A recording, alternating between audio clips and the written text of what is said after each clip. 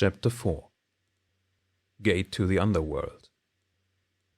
Arcadius and Joseph had spent many years in the mines beneath the city, but they had never imagined finding anything down here besides sulfur, dirt, and death.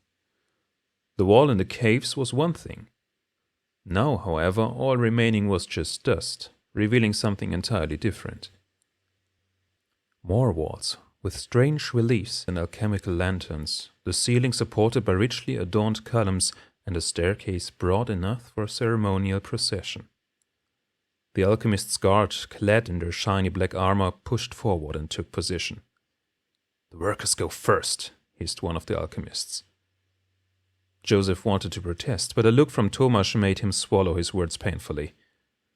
Tomasz placed one of his large, heavy hands on the shoulders of Arcadius and Joseph, forcing them to move forward with him. Half a dozen other workers reluctantly joined them. Before they descended the stairs, one of the alchemists pulled a leather pouch from his belt, reached inside, and blew a silvery powder from his palm. Tiny sparks danced through the air and drifted downward. The alchemical lanterns began to glow, one by one. The staircase spiraled deeper and deeper into the mountain.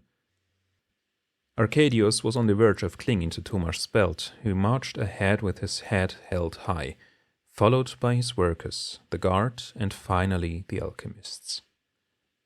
They passed grotesque stone statues, even taller than Tomasz.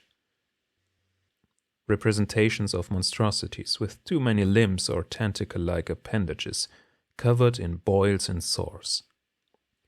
Often they stood right in the middle of the stairs, forcing the group to squeeze past them.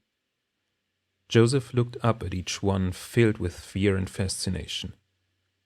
They were all so finely crafted, they seemed frozen in motion. At the foot of the stairs, they finally stood before a gigantic door. It was decorated in the same manner as the wall that had frustrated them hours earlier. An alchemist stepped forward, pushing Joseph aside with a strength he wouldn't have expected from a man of books. He pulled an amulet from under his robe and pressed it against the door, his hand veined with scarlet.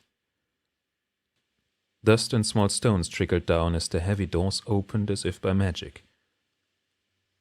Beyond them lay a chamber, filled with a menacing red glow as if it contained a gateway to the underworld. "Inform Duke Dravok that we have found the spring," the alchemist commanded.